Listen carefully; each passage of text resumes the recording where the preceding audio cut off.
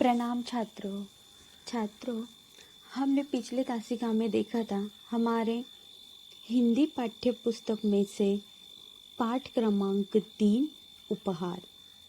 देखो, यह हमारा पाठ क्रमांक 3 था। उसमें हमने देखा था कि एक ऋत्विक नाम का लड़का था और उसे कहाँ जाना था, पुस्तक मेला देखने जाना था। लेकिन उसकी माँ ने उसे मना कर दिया जाने के लिए, क्योंकि वह बहुत गरीब था और उनके घर में कोई बड़ा आदमी नहीं था जो उसे लेके जाए।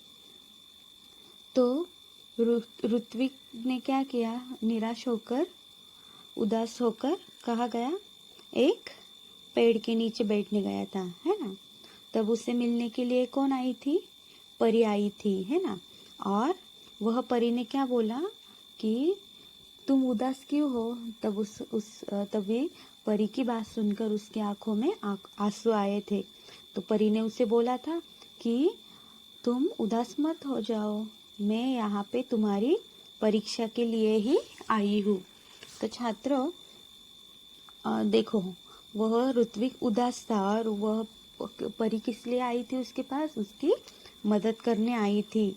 तो उसने पहले मदद उसने ऐसे ही की क्या, नहीं, उसने क्या बोला था कि मैं पहले तुम्हारी परीक्षा लूंगी, है ना, मैं तुम्हारी पहली परीक्षा लूंगी। तो ऋत्विक हैरान हो गया, कैसी परीक्षा। और परी ने कहा था जब तुम परीक्षा में उत्तीर्ण हो जाओगे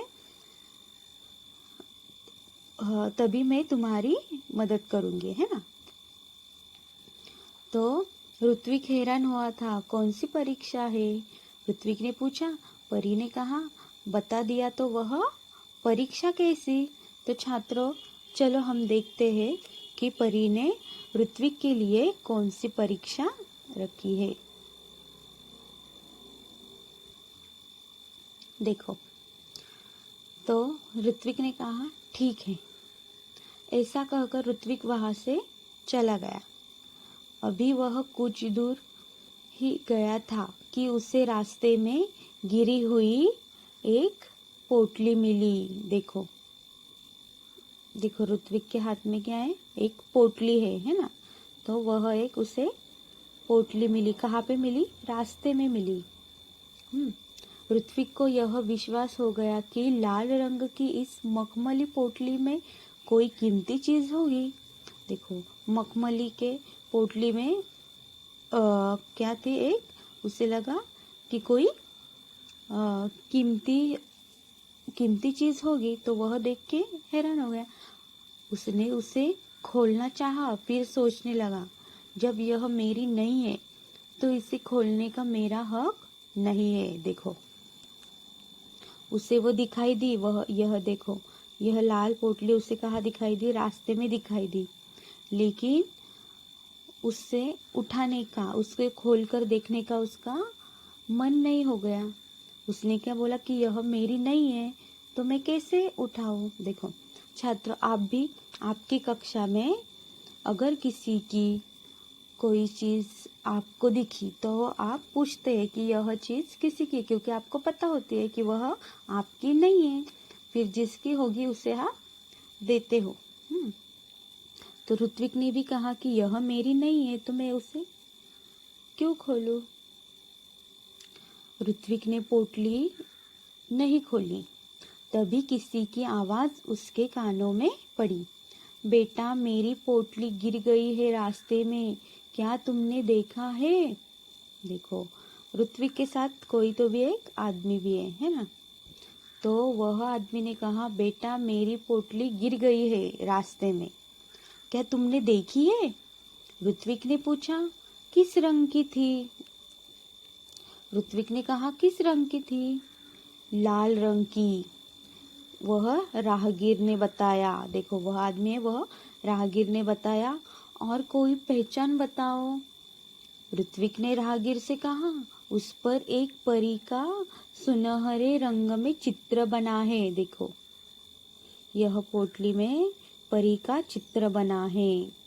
और ऋत्विक को याद आया। देखो आगे क्या होता है, देखते हैं। उस पे कौन सा चित्र था? एक परी का सुनहरे रंग में चित्र बना है। राहगीर का जवाब था, ऋत्विक ने अपनी थैली से जब वह पोटली निकाली तो उस पर छपा परी का चित्र चमकने लगा। ऋत्विक ने वह पोटली राहगीर को दे दी। देखो, ऋत्विक ने क्या किया? वह पोटली उठाई और लेकिन उसने खोली क्या? नहीं खोली। उसने क्या बोला? अगर ये मेरी नहीं है तो मैं उसे क्यों खोलूं? तो ऋत्विक ने क्या किया? जब राहगीर ने बताया कि उसके ऊपर एक लाल रंग की पोटली है मखमली की और उसके ऊपर एक परी का चित्र है, तो ऋत्विक ने यह पोटली निकाली और निकलने के बाद वह परी का चित्र चमकने लगा। ऋत्विक ने वह पोटली राहगीर को दे दी। सुबह उठकर वही पहुंचा जहां उसे परी मिली थी। तो देखा तो वह कोई नहीं था। वह बैठ गया। उसकी आंखों के सामने वही लाल रंग की पोटली दिखाई देने लगी। तभी तेज प्रकाश फैला और सामने परी खड़ी थी। देखो, फिर वह सुबह उठकर उसी रास्ते पे गया। तब वहां पे उसे कौन दिखाई दी? लाल रंग की पोटली दिखाई देने लगी। तभी क्या हुआ? तभी तेज प्रकाश फैला और तेज प्रकाश फैलने के बाद कौन वहां पे खड़ी रही? परी खड़ी रही। परी के दोनों हाथ के पीछे हाथ पीछे थे। परी के दोनों हाथ पीछे थे। परी ने पूछा, कैसे हो? ठीक हूँ, ऋत्विक ने जवाब दिया। तभी परी ने कहा, अपनी आंखें बंद करो, मैं तुम्हें इनाम दूंगी। तो ऋत्विक ने सोचा, अरे मैंने तो कुछ काम नहीं किया, यह मुझे कौन सा इनाम दे रही है? देखो, तो ऋत्विक ने पूछा, किस बात का? तुम उत्तीर्ण हो गए इसलिए। परी बोली। परी की बात ऋत्विक को समझ में ही नहीं आ रही थी। उसने आंखें बंद कर ली। परी ने उसके हाथों में एक मखमली थैली पकड़ा दी। ऋत्विक ने देखा तो हैरान रह गया। यह तो वही पोटली थी जो उसने राहगीर को दी थी। परी ने कहा, कल मैंने ही तुम्हारे ईमानदारी की परीक्षा ली थी। वह राहगीर भी मैं ही थी, इसलिए मैं तुम्हें यह इनाम दे रही हूँ। देखो, परी ने क्या कहा कि तुम्हें वह पोटली मिली रास्ते में, तो और वह पोटली लेने के लिए कौन आई थी? मैं ही आई थी। वह कौन बन के आई थी? राहगीर बन के आई थी। तो इसमें तुम्हारी ईमानदारी की परीक्षा लेने वाली थी, इसलिए मैं तुम्हें यह इनाम दे रही हूँ और उस परीक्षा में तुम पास हो गए हो। परी ने ऋत्विक को समझाया, ईमानदार व्यक्ति के जीवन में किसी वस्तु की कमी नहीं होती। जाओ, अब तुम्हें मनचाही वस्तु मिलेगी। ऐसे किसने कहा? परी ने कहा। मतलब उसने उसको समझाया कि ईमानदार व्यक्ति के जीवन में किसी वस्तु की कमी नहीं होती। अब तुम्हें मनचाहे वस्तु मिलेगी। देखो, जब वो ईमानदार निकला, तो देखो, जब हम किसी के साथ अच्छे रहते हैं तो हमारे साथ भी अच्छा ही होता है। ऋत्विक के पास शब्द नहीं थे जिनसे वह परी को धन्यवाद देता। खुशी से उसकी आंख भर आई। लाल मखमली पोटली ऋत्विक ने अपनी माँ को दी। उसकी समझ में यह नहीं आया कि उसका बेटा उसे क्या दे रहा है। जब माँ वह पोटली खोलने लगी, देखो, ऋत्विक ने वह पोटली अपने माँ के हाथ में दी, लेकिन उसकी माँ के समझ में नहीं आया कि यह कौन सी पोटली मुझे दे रहा है और क्यों दे रहा है। देखो, पोटली कई गुना बड़ी हो गई। देखो, अचानक से ही वह पोटली बड़ी बड़ी होती गई। क्यों बड़ी होती गई? क्योंकि वो किसने दी थी? परी ने दी थी। और उसमें सुंदर सुंदर पुस्तकें बाहर निकल आई। पुस्तकों को पुस्तकों का ढेर देखकर माँ चकित रह गई।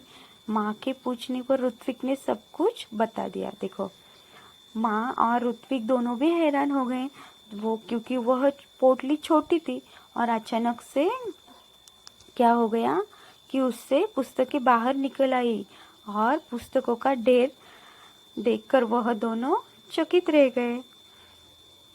फिर माँ भी देखती रही। फिर ऋत्विक ने माँ को सब कुछ बता दिया। अब ऋत्विक ने मित्रों के लिए अपनी बहन कृतिका की सहायता से पुस्तकालय खोला। देखो, ऋत्विक को वह पुस्तक किसने दी थी? परी ने। लेकिन ऋत्विक ने ऐसे सोचा क्या? नहीं, यह मैं मेरे लिए रखूंगा, ऐसे बोला क्या? नहीं बोला। तो ऋत्विक ने क्या किया?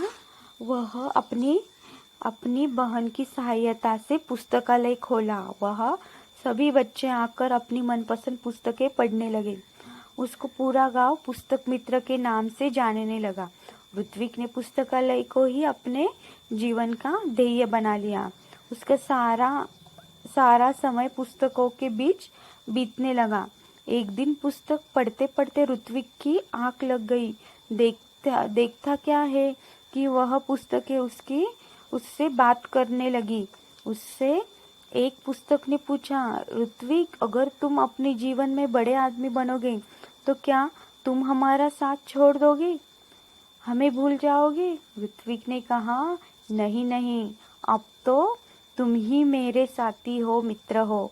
तभी किसी ने दरवाजे की घंटी बजाई और उसकी नींद टूटी। जगने पर देर तक सोचता रहा कि आगे चलकर वह बड़ा सा पुस्तक भंडार खोलेगा। देखो, उसके जीवन में पुस्तक आई और वह पुस्तकों से उससे दोस्ती हो गई। और देखो, उसने सोचा कि अभी मुझे यह पुस्तकें मिले तो मैं अपने पास ही रखूंगा। नहीं, उसने सबके लिए पुस्तकालय खोला और इसीलिए सब जन उसे गाँव के उसे कौन से नाम से जानने लगे? पुस्तक मित्र, क्योंकि वह किसी को भी पुस्तक पढ़ने के लिए मना नहीं करता था और उसकी पुस्तकों के साथ दोस्ती हो गई। देखो, लेकिन वह पुस्तकों ने क्या कहा? कोई होते हैं ना, जब वह बड़े होते, मतलब कोई बड़ा आदमी बनते, तो जिस तरह से वह बड़े होते गए वो पुरानी बातें वो भूल जाते। लेकिन ऋत्विक पुस्तकों को भी ऐसे लगा, अगर यह बड़ा आदमी बन गया तो यह हमें भूल जाएगा। तो इसलिए पुस्तक ने नींद में उसे कहा कि ऋत्विक, क्या तुम बड़ा आदमी होने पर हमारा साथ छोड़ दोगे? तो उसने बोला कि नहीं नहीं, क्योंकि ऋत्विक ने नहीं क्यों बोला? क्योंकि वह एक ईमानदार था, है ना। तो देखो छात्रों, फिर उसने क्या कहा कि नहीं, मैं बड़ा होकर पुस्तक भंडार खोलूंगा। देखो छात्रों, मतलब हमें यह पाठ से हमें क्या सीख मिलती है कि हमें कैसे रहना चाहिए? ईमानदारी से रहना चाहिए। तो छात्रों, मैं आशा करती हूँ कि आप सभी ईमानदारी से रहोगे और आपको यह पाठ अच्छा लगे। तो छात्रों देखो, यह पाठ से हमें ऐसी ही कुछ सीख लेनी चाहिए। वैसे अगर हम किसी को जो है हम उसमें ही हमें अच्छे से रहना है, खुश रहना है ना। और अगर हमने उसमें से ही दिन बिताए तो एक दिन हम बड़े हो सकते हैं, है ना। तो इसके लिए हमें भी मेहनत करनी है। तो छात्रों, और एक महत्वपूर्ण बात क्या है कि हमें कैसे रहना चाहिए? ईमानदारी से। ईमानदार वालों की कभी भी हार नहीं होती। तो छात्रों, यह पाठ हमारा समाप्त हुआ। तो छात्रों देखो, यह पाठ के नीचे शब्द वाटिका दी है, नए शब्द दिए हैं, मुहावरे दिए हैं। तो और निम्नलिखित शब्दों के समानार्थी शब्द कहानी से ढूंढ कर बताओ। है इसके देखो, सखा यानी कि मित्र, है ना। जननी यानी कि माँ, भगिनी यानी कि बहन, नयन यानी कि आंखें, वृक्ष यानी कि पेड़। तो छात्रों, मैं आशा करती हूँ कि यह आप लिखोगे। ओके, तो छात्रों, हम मिलते हैं अगले तासिका में। धन्यवाद।